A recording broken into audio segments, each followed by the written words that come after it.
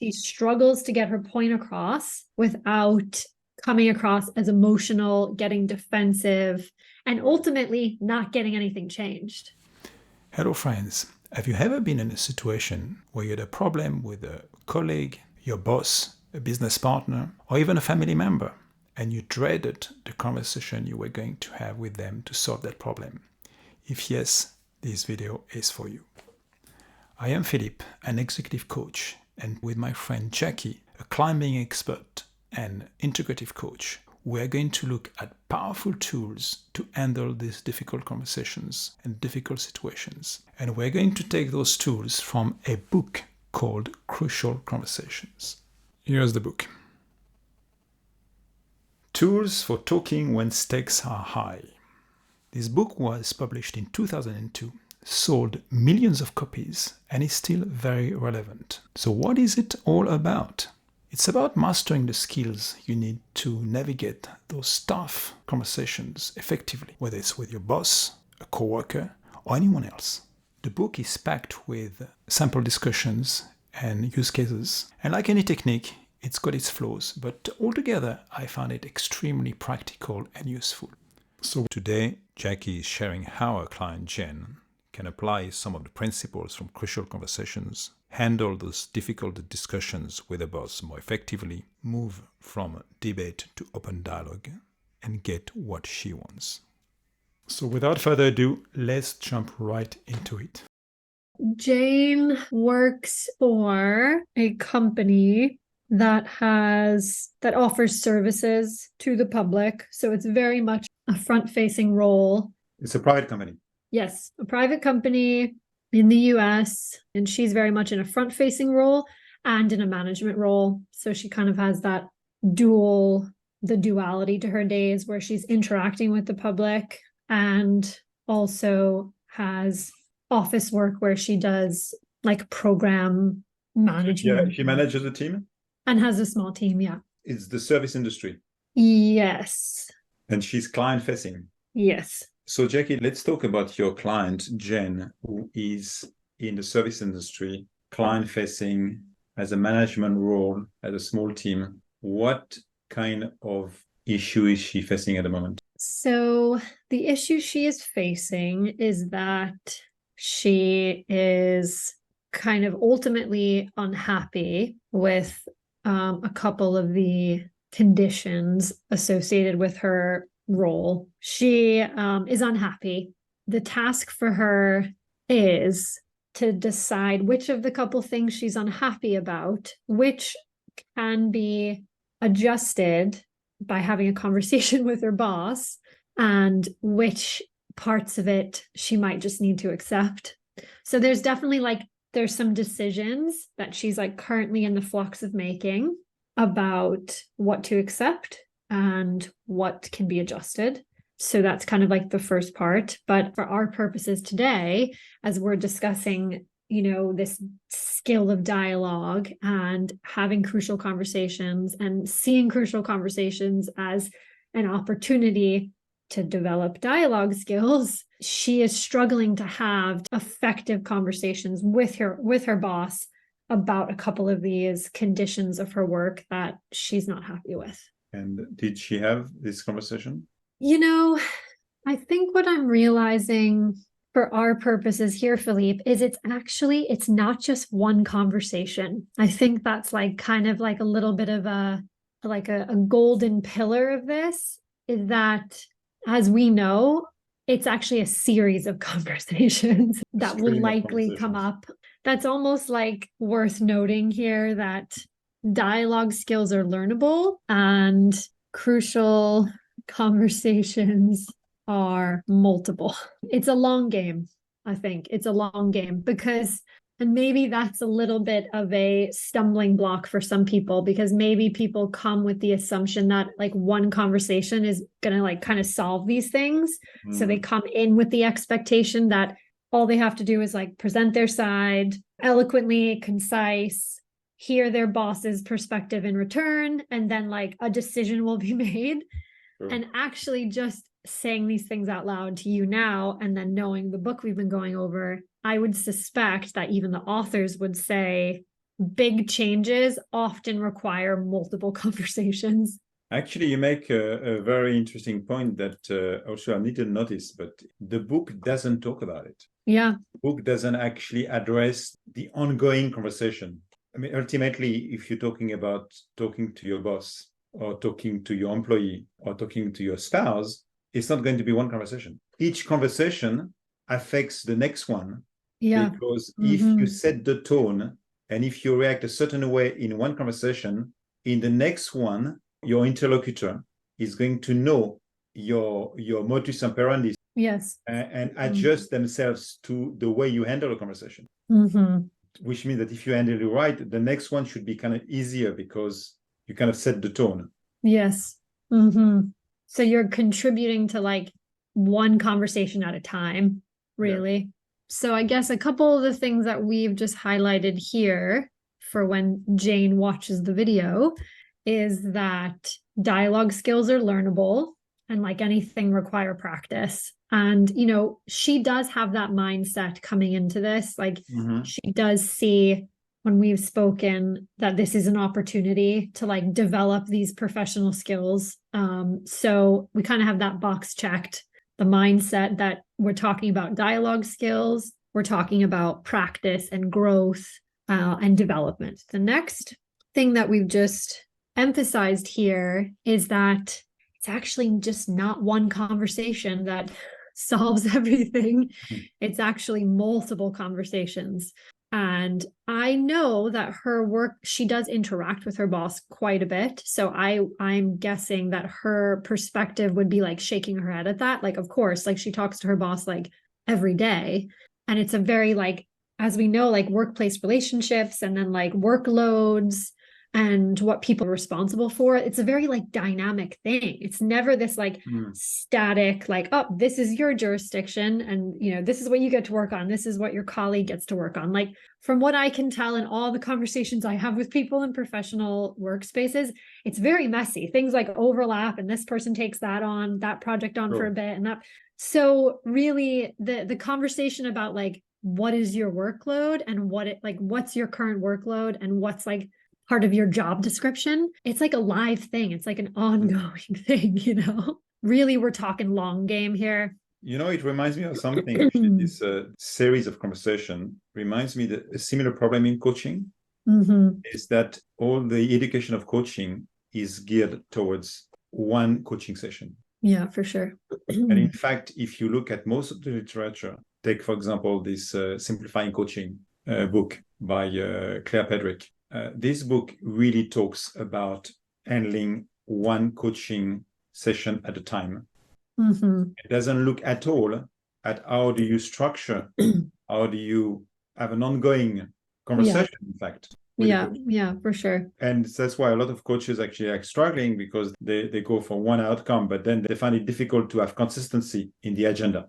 And I think in a way, the crucial conversation is a bit like that. It's about consistency in the way you communicate with a person with whom you have problems having crucial conversations. Yes. But they almost like, yeah, they're just, there's a missing element of what we kind of do in coaching too, which is like, we take a look at the big picture and then get a sense of how the details of the big picture can help us zoom in a little bit on where we currently are and where we can currently go. I wonder if Jane had the perspective of like, okay, I'm likely, how many conversations am I going to have with my boss over the next month? One a day. And she works 5 days a week. So that's like, 20 conversations. So that's 20 conversations. How many times will she be talking about like her, her weekly tasks, just like getting a sense of how many she has to work with. And maybe that could take the pressure off a little bit of the one conversation to like rule them all. And that she's going to have 20 conversations of practice to kind of experiment with some of these dialogue skills. So that's actually, a little bit interesting for her. And then that makes this book really able to be broken down into like key little steps, because there are very specific little skills that she could play with in each of these conversations. So what's the main difficulties she has in these conversations? The main difficulty is that when she tries to bring up questions about her job, just what's in her job role, what's like the components of her role, and what her weekly workload is. So role and weekly workload. She struggles to get her point across without coming across as emotional, getting defensive, and ultimately not getting anything changed. Right. Like she wants something to change and she doesn't know how to change it without coming in and saying, I'm unhappy and I'm not going to stay here very long if these two things don't change. Because that is direct. And that reminds me of my little funny story that Jane has heard from when I worked at the company I worked at in San Francisco, when I said to the person, I would not be here if you didn't have a 6-week paid vacation policy. That did not reinforce the relationship. While it was true and it was honest, it did not serve my kind of overall goal, right? So, I mean, there's something here that Crucial Conversations kind of promises that you can still be honest and tend to the relationship. And it's just that you're going to adjust what you say and how you say it. You know, again, for our purposes here, I could have started with the mutual purpose, which is we both, you know, me and my boss both loved working at the company we worked at. We had a lot of similar shared goals, and time off and vacation time or time with my family was very important to me. And I appreciated their policy. Like I could have just made that honest statement so much more digestible had I had some of these crucial conversation skills. And all of those things would have been true. I was appreciative of their policy. I was psyched that they had that policy. I loved working there. I was a work hard, play hard sort of employee. And in order to maintain my energy and enthusiasm, I needed time off, you know? And they all knew that my family wasn't local, like Ireland and New York. And, you know, vacation time was the only time I could go see my family. So there was a way where I could have packaged that up to achieve my goal of having our relationship stay connected versus my goal in that moment was I wanted to be as honest as possible. And I wanted that person to know that I wouldn't be there. Like it was so important to me that I wouldn't be there if they didn't have that policy, which was just like provocative. In the case of Jen, the key issue is really to address the workload. Yes. The link between the workload and a job description. Yes. What part of Crucial Conversation could she apply? So we're going to take a look, Jane, we're just taking a look at the outline here on page 214. And we're just going to, in real time, we are going to go through it and just take a couple minutes and Let me take my Crucial Conversation book. Okay. We're going to try to give Jane some like actionables. This is the book we are talking about, okay? Yep. There it is. Oh, it looks very nice on your iPad. Yeah, she has bought it and she's listening to the Audible. But again, it is dense. Right. And she works full time. So it's dense. She doesn't have a ton of time. So a couple of questions here. What do I really want for herself, for others, for the relationship? What do I not want? How should I go about getting what I really want and avoiding what I don't want? You know, so I think, you know, Jane could also be in that same scenario that I was in, where at this stage, she kind of cares more about getting what she wants than she does the relationship. Like these things, they feel really important to her and they feel so important that she doesn't know how long she'll stay with this company if these things are not attended to. That is a challenge, you know, that's a challenge to kind of to work around. I guess the point of the conversation is precisely to address this issue. Yeah. In order to see if there is a future in that company. Yeah, which so many of these conversations are. But I think what's important for Jane to remember is that we're still early days. It's not near May, you know, or I think she's already really committed to a year. And I think that would be like in June, maybe. So we're only in September. So let's not think too far ahead. And let's think right now. I think she knows the answers to those questions. What does she really want for herself, for others, and for the relationship? So this is chapter 3, basically, how to stay focused on what you really want. Yes. So before the conversation, there is a bit of preparation. Yes. Which is you've got to work out for yourself, maybe write it down, Yes. what you want. I guess by saying what you want is what you are ready to accept, basically setting some boundaries about what you can and cannot do. I think she's pretty clear on that. Okay.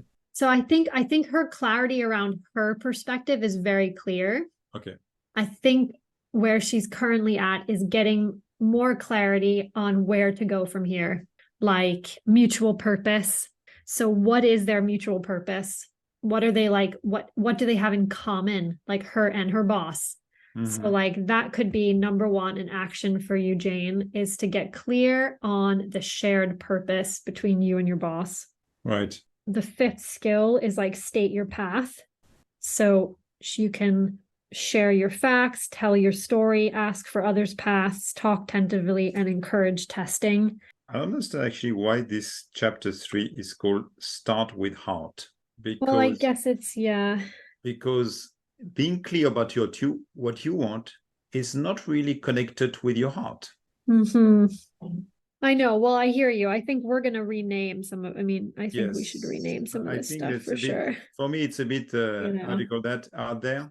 Yeah, well, maybe it's very 2012. Yes, it's very 2012. Yeah, I mean, I still need to go through this. If I were to, I guess, just to give Jane something to work with here too, is if I was to go back to that conversation that I always say about my time off, my provocative time off statement, I would have realized that in that moment, it was more important for me to be honest and than it was for me to keep our relationship close or effective, like have a workable relationship with my boss. That was a fault. That was me like falling for that, oh, I must be honest versus the relationship. And in thinking about the relationship, you think about the person's perspective and then you guess, and then you find the shared vision and the shared purpose together. We already know her boss's perspective. He's like really into community. He's really into very similar values that Jane shares personally and professionally. Like we could build a profile on what his perspective is, and then using that and using his language and his goals, she can create a safe space, a safe conversation for her to say and use that contrasting statement tool, which is, I do want this and I don't want that. I do want to do a good job while I'm working here and learn and do this and that. And I don't want to get close to burnout. And I don't want to feel stressed when I bring up stuff about my workload. So that's kind of, I suppose, maybe the third takeaway for Jane is have a think about her boss's perspective and his values, bring that to the conversation so that he feels seen and heard first, and then use the contrasting statement tool, which is, I do want this and I don't want that. I wonder how we can talk about today, how can we accomplish like both those things? In fact, it seems that the key chapter, a key element of that book is the contrasting technique. I know. Yeah, that is really If there good. is one thing to remember about this book, yes, is contrasting. And the rest, knowing what you want, it's kind of common sense. Yep. And also, even I would say, create safety. It's common sense, though there is a technique to it, which is like stating your intention. Yeah. Clearly, so the intention, make it clear that your intentions are positive. Mm-hmm. Or like really maybe not threatening. What your intentions are, really. And what your intentions are not. Mm-hmm. And this is when you use the contrasting technique, I guess. Or would you start a conversation like that with the boss? Well, I feel like we've gotten there with how to start it. It's this middle bit. And I think maybe that will be in our next video, because the takeaway for Jane is that the conversation is actually a live thing, that it's not just going to go from like this outline or a hierarchy of start to finish, that she's actually going to have to think on the fly, which is what we do as coaches as well. We're in a dialogue and we have to think really on the fly. And it would be nice if she had some questions to keep in mind in the conversation. Right. one, it says look for safety. And then I think another one is like, just be really clear in your story, maybe even just check in with the other, is this an opportunity to check in? Are they starting to like pull out from the conversation just because, am I speaking from an emotional place now? And maybe it's time for me to like take a step back and like restate the goals. It's actually, I think that's why this book, it's a great book and there's a lot in here, but of course it's challenging because we're talking about something that isn't static and is very dynamic and back and forth. And you're actually going to change your tactic and change what you're saying based upon how your other person is behaving. So you have to stay flexible. So I think taking the flexibility as a given, I think there are certain things that maybe a cheat sheet that we could maybe present to Jane in the second video of, okay, you've thought ahead of time, you've done some preparation before the conversation. Now you're in the conversation and you've started with mutual purpose. You've stated your intentions, what your intentions are, what your intentions are not. You've brought up some of the scenarios that you want to discuss. And now what happens? So I think for today, maybe just to keep it really clear and concise, we have kind of reviewed the mindset that's going to be the most beneficial going into this. Dialogue skills are learnable. You need practice. One conversation is not going to solve anything at work, really. It's going to require multiple conversations, and preparation before the conversation really goes a long way. What do I want for myself? What do I want for others? What do I want for this relationship? How would I behave in this conversation if this is what I really wanted? Like, is my kind of thoughts and my actions connected? Because in yourself, if you're in that moment, in that conversation, for my example, I wanted to be honest and right and provocative more than I wanted to build an effective relationship with my boss. Those were two very different intents. So I think Jane, and I know Jane, she also, I could say in that moment, she's getting emotional about it. And she's thinking, you know what, if push comes to shove, I'm just going to quit because this is how important these things are to me. So we want to nudge her out of that perspective and say, your intention for this is to also build an effective relationship with your boss. That is your intention here. And it's to manage your workload. But those are the two intentions. Like, we know that this is important to you and that there's an emotional response, but focusing on that before the conversation is not going to result in an effective conversation. So it's almost like putting certain things on her attention before the conversation so that those are kind of at the front. Well, I've got a very similar situation where the client yeah. is exactly in the situation where she has a number of issues that she wants to address with the boss in terms of workload in particular. She's never had with the boss a conversation really about it because she's afraid of how he's going to react. And she doesn't know how to handle the potential reaction that she's going to get once she brings up this topic. Yes. But what does she want exactly, Jen? She wants like a couple projects taken off her list or taken like off her plate. I think like a couple things have popped up that just don't seem aligned with like what the original offer was when she took the job in June. I mean, ultimately she wants to work less. I guess like not necessarily less hours, but she wants to take a project off her plate. Yeah, that's a really good question too, Philippe. Like, if we take that as the given that she wants that project off of her plate, then we have to think, okay, well, how is that going to impact her boss? How does that impact the company? And can she work backwards from there so that she already has solutions for those things, Has she brought up that already? Has she mentioned that to the boss? Or it stays not in that sort of blunt way, because that will likely elicit a not favorable response from her boss. If she was like, I want this project off my plate, it's obviously been put on there for a reason because he thinks that is in line with her job description. So we have two different visions here of what is in her jurisdiction and what is not. But the reason she doesn't want to take the project is because she doesn't like the project or because she is overworked? like just not overwork, but just like she has enough going on to like fill her 40 hours. And this other project keeps pushing her to like 45 hours or more. Right. And So, with an hour commute each way, it just doesn't feel sustainable for her. Like she's not happy.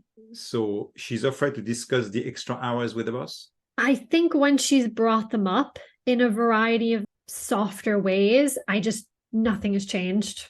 I think that's what we're ultimately coming up against with this problem is you have two people with two different visions of what a role entails. And that's why this is actually a big deal because you're not just coming in and saying, oh, something doesn't work for me. What you're coming in is saying is, I don't agree with your decision.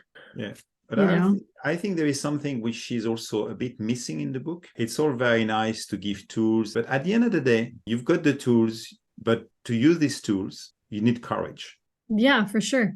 It's like anything else. Yeah. In the Western world, at least, we're not slaves. We have options. And obviously, it's not something you're going to tell your client, but it's important for the person to understand that courage Yeah. is a key element of this conversation. Yeah, no, I hear you. I just think that skills, dialogue skills add to the courage. Sure. Like, so I think it makes it easier to handle. Yes, it makes it easier to start. That like your emotions are not going to take over. Yes. Because I think she's ultimately worried that like she'll cry, because, and that doesn't feel professional to her. And what if she cries? I don't know. I think it's one of those things where like, are you crying because the topic is stressful, or are you crying because like even talking about the topic is stressful? Like it would be hard because at that stage, if you're a boss and you're managing someone who's crying, like nothing effective is going to get done. Like you're just going to go into comforting them and just like, and then you're also going to think, oh, did I hire someone who kind of needs therapy over talking to me? Like, just, we're not like, they're not like in brain surgery, people's lives aren't on the line. So like all of a sudden having crying come out, I don't know. Sure. Like I think that would just, that changes your boss's perception of you. Sure. So I just don't know if she wants that associated with herself. But I hear what you're saying, worst case scenario, that wouldn't be the end of the world, Yes, the question also, I think you ask her something very valid. Is why would you cry? We are not talking about, we're talking about reducing the workload. The worst case scenario is the boss says no. And then if the boss says no, then you can go back to your thinking and look at your options. I think it would be cool to take this scenario and put it through the Crucial Conversations template and have the verbiage associated with each task, with each skill. I think that would be super cool. Actually, I think that would be a product in and of itself. Sure. When you prepare for a dialogue, it's important to know what the person you're going to talk to could come up with, because if we're afraid to bring up conversations because we're afraid going to get an objections. So what kind of objection, let's say, for example, I want to do a good job, but I don't want to work 44 hours a week. I want to work 40 hours and I want to make sure that during those 40 hours, I do my job properly. Yeah. So what could be the line used by the boss to object to that? So what could he say? Well, you got to work harder. You're not using your time effectively. Exactly. You're not using your time effectively. So, okay. So in that case, there's another conversation, which is you are accusing your employee to be ineffective. I think the boss might put it back on her that like, perhaps there are things that she can do with her time management in order to fit those things in. And when the employee feels like they're already doing everything they possibly could to be a good time manager, it feels like then all of a sudden you're hitting a wall together, that like there's nowhere to go from there. There is maybe a simulation of dialogue there where you could prepare yourself for this dialogue. Say, I'm trying everything. I'm not saying that I'm managing. Of course, there is room for improvement, but I'm obviously always looking for ways to improve, but I'm doing the absolute best. There is no way I'm going to be, say, 4 hours, unless maybe we can discuss it. If you have for sure. ideas on how I could save 4 hours, I'm really open to this discussion. But as it stands, I cannot take another and push back. Yeah, and I think that's what the rest of the book is about. I mean, I think the reason why this book is dense because it is going into that territory when they start to bring up facts that are relevant to what you're talking about and how you can respond. You know, I think that is part of it. Yeah, so I guess just before we sign off here for Jane, I think what we've emphasized is really that she might not have heard from our meeting about it last time is that the game plan that we're kind of crafting together is not just going to be for one conversation. It's going to be for multiple conversations, number one. Number two, to continue with her preparation before the conversations, you know, almost reflecting before and after. That could be super useful. Really getting a sense of what her boss's perspective is, what his values are, how she can continue to create mutual purpose, a shared vision, and being really clear on her intentions, both what she, you know, what she wants to do and what she doesn't want to do. And to keep that, like, we'll stop there. And I think if she just focuses on getting really effective at the dialogue and the scripts on those things, then we can next time move into, okay, now we're in a conversation and it's going to go in a bunch of different directions. And what are some things we can keep in mind as we're in the live conversation territory? Also, there is another factor to take into consideration, which is in a conversation, especially in that type of a conversation, there is a balance of power. So it's important to take into consideration, you know, who has the power, so to speak. Yes. Because in an employee-boss conversation, normally it's the employee who's trying to get something. Crucial conversation is mostly with the employees who needs to get something from the boss. Yes.